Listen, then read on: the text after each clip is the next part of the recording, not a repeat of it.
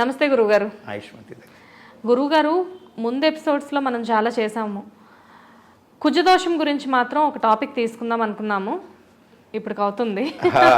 అంటే లెంగ్తీ, మన ప్రేక్షకుల కోసం. అవును, కుజదోషం గురించి చెప్పండి. దాంతోపాటు యోగాలు కూడా ఉంటాయి, వీటి గురించి కూడా చాలా మందికి తెలియదు. యోగాల గురించి ఒక వీడియో చేద్దాం. ఇప్పుడు ముందు మనం కుజదోషం గురించి అలాగే గురుగారు. ఇప్పుడు కుజదోషం అంటే ఈ పురాకృత కర్మ చేత ధర్మసింధులో ఆడవాళ్ళకి సంబంధించి అట్లాగే మగవాళ్ళకి సంబంధించి, ధర్మసింధు అంటే ఏది ధర్మం ఏది అధర్మం, పండగ ఎప్పుడు చేసుకోవాలి, మన జాతకంలో ఉన్న దోషాల గురించి కన్యా జన్మలో దాంట్లో రాసి ఉన్నది చెప్తున్నా. It's not my words.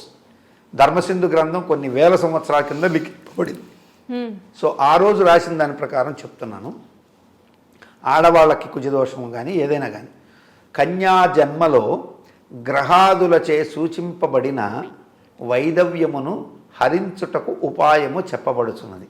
ఇందు మూర్తిదానము కన్యక దేశ కాలమునుచ్చరించి ఫలము గాని అందు సగము గాని సువర్ణముచే పంచాయుధములు చతుర్భుజములు గలుగునట్లు విష్ణు ప్రతిమను నిర్మించి ఆచార్యుని ఆచార్యుని వరించంటే వివాహం అని కాదండి. ఇక్కడ వరించడం అంటే వరుణం. ఆయన్ని ఎవరైతే మనం ఒక ఎన్నుకోవడం, వరణం అంటే వరుడు అంటే ఎంచుకోవడం అని, వరుడు అనే అర్థంకే ఎంచుకోవడం, వధువు వరుడుగా ఎంచుకోవడం. సో వరుణించి అగ్నిత్తారణముగా ప్రతిమకు షోడశోపచార పూజ చేసిన తర్వాత ఆఖరిలో ఒక మంత్రం చెప్తాడు. ఎన్మయా ప్రాంచిజ్ఞాపతి సమాగమం పతి విషోపశస్త్ర అస్త్రాగై పతి అనుకుని మంత్రం ఉంటుంది. సో ఆ మంత్రాన్ని కూడా విపులంగా నేను చెప్తాను మీకు. సో ఆ మంత్రం ప్రకారం ఏంటంటే దాని అర్థం చెప్తాను. పూర్వజన్మమున పతిని జంపిన పాపమున విషము అస్త్రము శస్త్రము మంత్రోపాయముల చేత భర్తను జంపిన పాపమున ఈ జన్మమందు సంభవించడి వైదవ్యాది దుఃఖములు రాగుండుటకను మిక్కిలి సౌభాగ్య వృద్ధి కొరకును ఈ ప్రతిమాదానము చేసి తినని అర్థం. అక్కడికక్కడ కాపి అటుపైని వైదవ్యహరం కుంభ వివాహం అని వరుణ ప్రతిమ చేసి ఆ వరుణ ప్రతిమను కుండలో ఉంచి దాని పూజ కుంభస్థాపనం చేసి మహీద్యవు అనేటువంటి మంగళకర మంత్రాలతో కుంభస్థాపనం చేసి దాన్ని దర్భతాడుతో మంత్రావృత్తి చేయొచ్చు. కన్యను కుంభమును కట్టివేసి అటుపైన ఆ కుంభంలోని ప్రతిమను ఈ యొక్క దీన్ని దానం ఇచ్చి ఆ కుంభం తీసి సరస్సులో పారివేయాలి. ఇక్కడేం మంత్రం చెప్పాడు? ఓ విష్ణువు కన్యను ఈ దుఃఖము నుండి కన్యమును తప్పించు వరము దయచేయమని వేడి, ఓ వరుణుడా ఈ పతిని ఈ యొక్క కన్య పతిని చిరకాలము జీవింపజేసి పుత్ర సౌఖ్యము నిమ్ము అని ఉంటుంది. సో దీని మంత్రాలు లోపల చాలా చాలా ఉన్నాయి. అక్కడ సముద్ర జ్యేష్ఠ అనే ఒక ఋగ్వేద సూక్త మంత్రం ఉంది. దాన్ని పూర్తి అర్థం కనుక తెలుసుకుంటే దాంట్లో ఉండేదంతా కూడా గ్రహాలకు సంబంధించిన మంత్రాలే, గ్రహదోష నివారణ చేసే మంత్రాలు. సముద్ర జ్యేష్ఠ సలిల సమధ్యే వీర జాస అని మంత్రం ఉంటుంది ఋగ్వేద సూక్తం. సో ఆ మంత్రాలు అంటే ఎక్కడ పడితే అక్కడ మంత్రాన్ని ఎప్పుడు పడితే అప్పుడు ఉచ్చరించకూడదు కాబట్టి నేను ముఖ్య జస్ట్ అవుట్లైన్స్ మాత్రం చెప్తుంటాను. సో అలా చేసి చేయొచ్చు. నేను కన్యా జన్మలో ఈ కుజదోషం ఎందుకు వస్తుంది కుజదోషం అంటే ఇటువంటి దోషాల వల్ల వస్తుంది. పూర్వజన్మలో పతిని చంపితే ఈ జన్మలో మనకి భార్యాభర్తల సంబంధ బాంధవ్యాలు దెబ్బతినిపోతాయి. అప్పుడు ఏం జరుగుతుంది? ఈ పాపకి జన్మలగ్నం నుంచి 7వ ఇంట్లో కుజుడు ఉన్నాడు అనుకోండి, కుజదోషం, ఈమె భర్త చనిపోవడము, ఈమెను వదిలివేయడము, నిరాదరణ చేయడము, లేదా ఇంకొక స్త్రీతో సంబంధ బాంధవ్యాలు కొనసాగించడమో చేస్తాడు. సో పతికి ఈమెకి పతి చనిపోవడం ఎంత దుర్భరమో, పతికి బతికి ఉండగా ఈమెను అనాదరణకు గురి చేయడం అంతే దుర్భరం. అదే సమయంలో వదిలివేయడమే కాక మరొక స్త్రీతో తనతో భాష చేసి ఇంకొక స్త్రీతో ఉండడం ఇంకా బాధ. సో ఇటువంటి బాధలు రాకుండా ఉండాలంటే ఫస్ట్ వివాహం చేయకపోవడమే ఆ యొక్క యువతి జీవితంలో కుజదోషాన్ని సరి చేసుకోవాలి. చాలా మంది స్త్రీలకి తెలియదు. ఇప్పుడు లవ్ మ్యారేజ్ చేసుకుంటారు, వాళ్ళ కుజదోషాల గురించి తెలియదు. అంటే కుజదోషం అనగానే నేరుగా 7వ ఇంట్లోనో లగ్నంలోనో కుజుడు ఉండగానే వెంటనే టైప్ అవుతుంది అంటే లేదు. అక్కడ కూడా మళ్ళీ మినహాయింపులు ఉన్నాయి. ఏమని? కుజుడి యొక్క స్వక్షేత్రములైన మేష వృశ్చికాల్లో పుట్టిన వారికి కుజదోషం వర్తించదు. అలాగే సింహరాశిలో పుట్టినటువంటి వారికి కుజదోషం వర్తించదు. అలాగే మీనరాశుల్లో పుట్టిన వాళ్ళకి, మకర రాశి కుజుడు కుచ్చిలో పుట్టిన వాళ్ళకి కుజదోషం వర్తించదు. ఇదే కాకుండా గురువుతో కలిసి ఉన్న, గురువు చేత చూడబడిన కుజదోష భంగం అని సర్వశాస్త్రాలు చెప్పాయి.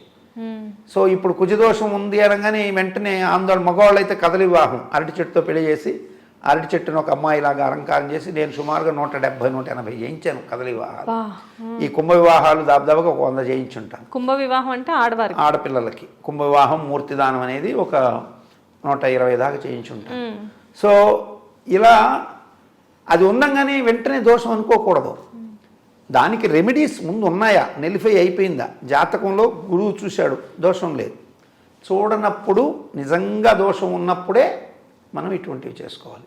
సో అందుకని వధూవరుల జాతకాలు ఇప్పుడు ఒక్కోసారి ఉన్నాం, ఇందాక ఎందుకో ప్రస్తావన తెచ్చారు, ప్రేమ వివాహం చేసుకుంటారు.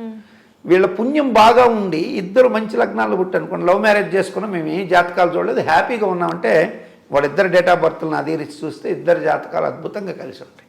కులం వేరు, మతం వేరు, ప్రాంతం వేరు, చిన్న చిన్న భేదాలు ఏదో వచ్చుతుంటే అద్భుతంగా కాపురం చేస్తుంటారు. కానీ వాళ్ళకి కొంతమందికి 5వ ఇల్లు 2వ ఇళ్లలో పాపగ్రహాలు పడ్డాయనుకోండి, 2వ స్థానం 5వ స్థానం, అప్పుడు పిల్లల విషయంలో ఇబ్బందులు వస్తాయి. అంటే ఆ పిల్లలు పుట్టకపోవడం, మీ ఇద్దరం హ్యాపీగా ఉన్నాం కానీ పిల్లలు లేరండి అని అడుగుతారు. సో ఒకవేళ పిల్లలు పుట్టినా ఆ పిల్లలు పెద్దవాళ్ళు అయిన తర్వాత వాళ్ళ పెళ్ళిళ్ళు వీళ్ళకి పెద్ద సమస్య అయిపోతాయి. ఈ కమ్యూనిటీ వాళ్ళు ఒప్పుకోరు, ఆ కమ్యూనిటీ వాళ్ళు ఒప్పుకోరు.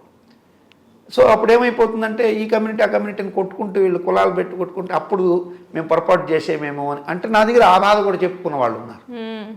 ఒక రాజులతను ఒక బ్రాహ్మణాన్ని పెళ్లి చేసుకున్నాడు, అలా పిల్లలు పుట్టారు, బాధలు పడుతున్నాడు, పెళ్ళిళ్ళు కావట్లేదు. సో ఒక రాజుల అమ్మాయి ఓ బ్రాహ్మణ్ అతన్ని పెళ్లి చేసుకుంది.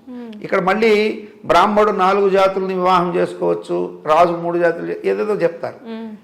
చేసుకున్నంత మాత్రాన ఇక్కడ ఈ ఏదైతే ఉందో పిల్లల దగ్గరికి వచ్చేసరికి మళ్ళీ అక్కడ పిల్లలకి అదే అంటే ఫార్మాట్ అలాగే కొనసాగిపోతుంది కొన్ని వేల సంవత్సరాలుగా. ఇప్పటికిప్పుడు దాన్ని మనం మార్చాలనుకుంటే ఆ వ్యవస్థలో కొన్ని ఇబ్బందులు వచ్చేస్తాయి. నిజంగా నేను కూడా ఈ కులాలు వీటిని పక్కకు పెట్టేసి మీరు బతకండి అని చెప్పాలంటే నిమిషం చెప్పచ్చు. అలా పెట్టి మీరు ఈ భారతదేశం మనగలదా అని ప్రశ్న వేసుకున్నా. ఇందాక చెప్పాను చూడండి అన్ని వీడియోల్లో, కులము అనేది పక్కన పెట్టి కులం లేదు ఏమీ లేదు, శాకాహారులు మాంసాహారులుగా బతకండి అని అందామంటే ఇక్కడ అలాంటి పరిస్థితి లేదు. ఈ భారతదేశంలో అటువంటి పరిస్థితి లేదు. ఎందుకంటే కులాలు బట్టే ఓట్లు, కులాలు బట్టే విద్యలు, కులాలు బట్టే అన్ని వ్యవస్థలు సాగుతున్నప్పుడు ఈరోజు కులం కాదు, నువ్వు కులం ఇద్దంటే నేను కేసులు పెడతావు, అది పెడతాం, ఇది పెడతాం అంటే సో దానివల్ల ఏమీ కాదు. కానీ ఆ వ్యవస్థను నువ్వు మాపలేవు కదా. 75 సంవత్సరాలు అయిపోయింది ఇప్పటికీ మనం ఏది స్వతంత్ర భారతం వచ్చి. అవును గురువుగారు. కుల నిర్మూలన జరగాలని కలలు కానీ పెట్టారు. రాజ్యాంగంగానే ఉంది కానీ కులం ఎక్కడ నిర్మూలన కాల. కుల రక్కస్ అలాగే ఉంది. కొన్ని ప్రముఖ ఛానళ్ళు అయితే కులం గోడలు కూల్చేద్దాం అంటారు, ఆడే మళ్ళీ కులాల మధ్య చర్చి పెడతాడు. ఏది వైశ్యులు అన్నారే వాడన్నాడు అంటే వాళ్ళకి కావాల్సింది ఎవరి వ్యక్తిగత స్వార్థ ప్రయోజనాలు ఎవరికి ఉంటాయో అంతవరకు ఇటువంటి అసమానతలు తొలగవు. వ్యక్తిగత స్వార్థాలు పోతే కులం ఏదైనా ఆనందంగా బతుకుతారు. ఇదివరకు రోజులు బతకలేదా? రాయల కాలంలో కులాలు లేవా? ఆనందంగా బతకలేదా ప్రజలు? బతికారు. ఎక్కడో ఒకరు చేసిన తప్పుకి అందరినీ ఒక ఘాటకు కట్టేసి చూడడం అనేది తప్పు. ఒక టీచర్ తప్పు చేయొచ్చు, 100 మంది టీచర్లకు అది అప్లికబుల్ కాదు. ఇప్పుడు బ్రాహ్మణులు మనుధర్మాన్ని పట్టుకొని జాతినంతా నాశనం చేసేశారు అని మాట్లాడతారు. అదే బ్రాహ్మలే కదా సంస్కారాలు నేర్పించింది. కందుకూరు వీరేశలింగం పంతులు, గురజాడ అప్పారావు. అంటే నేను కులాన్ని మొయ్యడం కాదు నా ఉద్దేశం. అంటే సంస్కరణలు ఏ బ్రాహ్మడైనా ఇప్పుడు నిజంగా ఏ బ్రాహ్మణుడు రాజ్యాధికారం చేస్తున్నాడు? రాజ్యాధికారంలో బ్రాహ్మణుల్ని రాజులందరినీ బ్రాహ్మణుడు గద్దెక్కించి వాళ్ళు గమ్ముగా మంత్రాంగం చేసుకుంటుంటారు అంతే. మంత్రిత్వ పదవులు సలహాలు ప్రజలకు ఉపయోగపడేవే చెప్తారు తప్ప నిజమైన బ్రాహ్మణుడు ఎప్పుడు కూడా కులాలు ఈ వ్యవస్థల మీద వాళ్ళకి ఎప్పుడు చెడు భావన ఉండదు. ఎవడో ఇప్పుడు ప్రతి కులంలో కూడా అటువంటి వాళ్ళు చాలామంది ఉంటారు. ఒక బ్రాహ్మణ కులమే కాదు, ఒక వైశ్య కులం కాదు, ఒక రాజు కులం కాదు, ప్రతి కులానికి కూడా ఒకరు ఉంటారు. సో మన చర్చ మళ్ళీ కులాల మీదకి వెళ్ళిపోతుంది గ్రహదోషాల నుంచి. కాబట్టి మళ్ళీ ఇలాంటి గ్రహదోషాలను తొలగించుకునేందుకోసంగా మనం చేసేవి కొన్ని పద్ధతిగా చేసుకుంటే ఖచ్చితంగా మంచి రిజల్ట్స్ ఇస్తాయి. నమస్తే గురుగారు. ఐశ్వర్య.